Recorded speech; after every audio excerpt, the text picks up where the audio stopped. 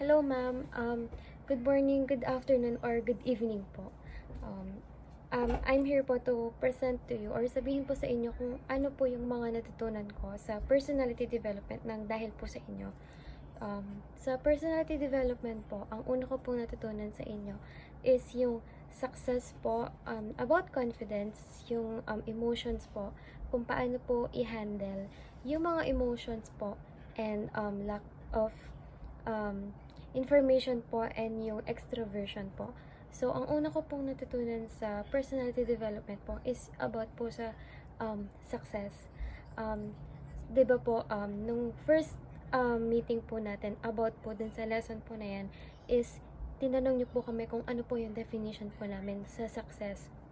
And for me po, uulitin ko lang din po na for me po is yung success po para sa akin na natutunan ko po sa inyo is achieving po yung mga goals or yung mga wini-wish po namin.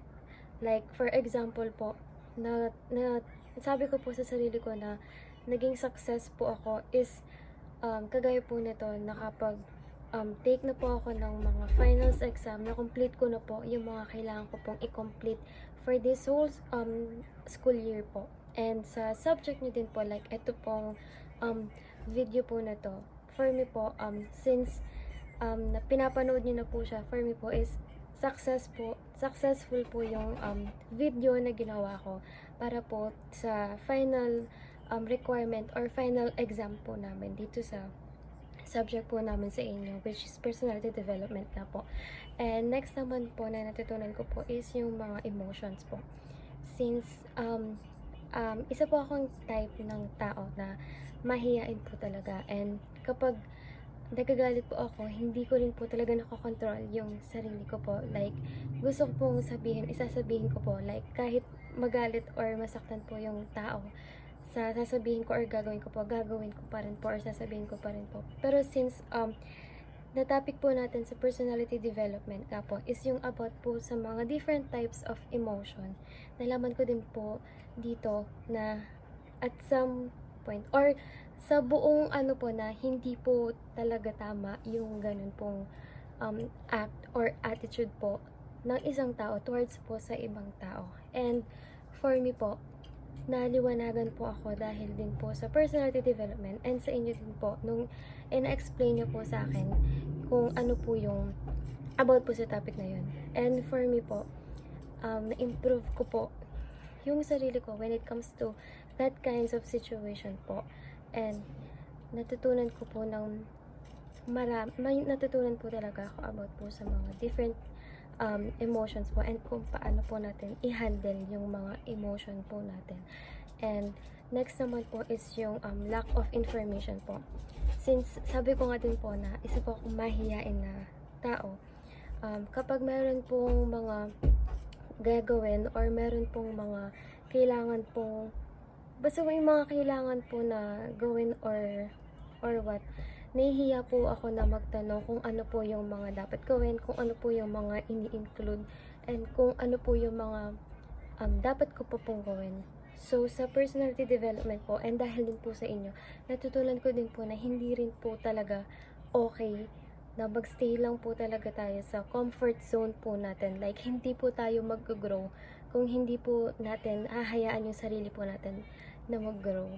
So, since sabi nyo nga po na dapat po maging aware po tayo sa mga ginagawa yung sinasabi po natin, dun po pumasok sa akin na yung pagiging lack of information po is hindi po talaga siya maganda and hindi po talaga siya nakakatulong. So, natulungan niyo din po ako na i-improve po yun sa sarili ko. And next naman po is yung confidence po. Sabi ko nga po kanina na mahihain po ako, and since nasa bagong school po ako, naggaling po ako sa ibang school before po ako nag-transfer sa Hoxon, sobrang mahihain po ako. Like, hindi po ako nakikisama sa mga classmate ko po ngayon. Like, agad ko pong naiisip na baka hindi po nila ako magustuhan or hindi po ako maging fit or enough po para po sa kanila, para maging close po kami or maging friends po kami. Pero since nga po yun, habang tumatagal po, nagiging comfortable naman po and na-lesson po natin yung about sa confidence.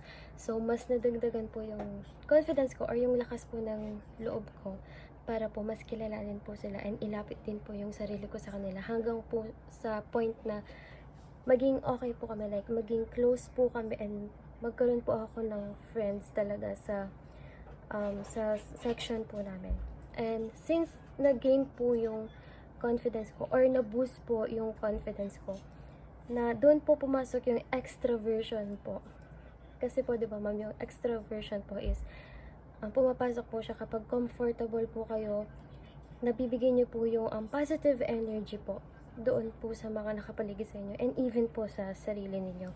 So, since ganun nga po, na-boost po yung confidence ko, pumasok po sa akin yung extraversion po. So, every time po na meron po kaming mga schoolworks na nakaka-pressure po talaga, and doon ko din po sila natutulungan na i-boost din po yung confidence nila towards doon po sa mga ginagawa namin. Like, binibigyan ko po sila ng positive side and think positive lang po talaga.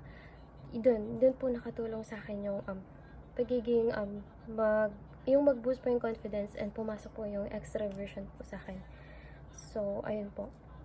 And before ko din po sana ako mag-end, gusto ko din po sana mag-thank you sa inyo sa lahat po ng mga lesson, sa mga life lesson din po na naturo nyo po sa amin, sa akin po.